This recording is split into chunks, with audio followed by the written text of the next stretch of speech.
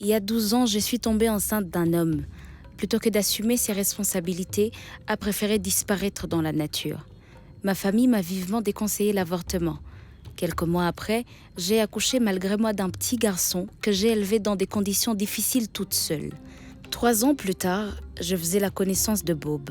Ce dernier a décidé de prendre soin de mon enfant et moi, à condition que je sois son amoureuse.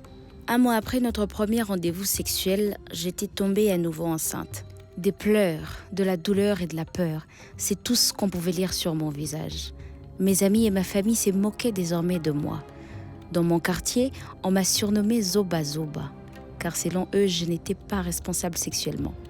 Je m'étais résolue de ne plus approcher un homme seulement pour une personne comme moi qui avait déjà goûté au plaisir charnel et à l'amour, difficile de s'en abstenir complètement. 2 ans plus tard, je me trouvais une fois de plus enceinte d'un autre homme. Même si cette grossesse s'est soldée par une fausse couche, j'étais davantage mal vue par mon entourage.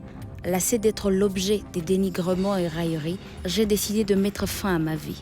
Alors que je m'apprêtais à accomplir ce projet macabre, j'ai croisé une ancienne amie, visiblement bien informée sur ma situation, puisqu'elle n'a pas tardé de me parler de la contraception avant de me recommander un médecin. Après entretien et test, j'ai opté pour l'implant. Depuis lors, plus de grossesse non désirée jusqu'à mon mariage. Mon mari, qui avait également eu un enfant avant le mariage, m'encourage à recourir aux méthodes contraceptives. Ce récit s'inspire d'une histoire vraie. Et vous, dans tout ça, qui êtes-vous? Les grossesses non désirées ont pour conséquence, entre autres, la réprobation sociale, l'interruption des études, la perte d'amis, le rejet par la famille, les enfants de faible poids.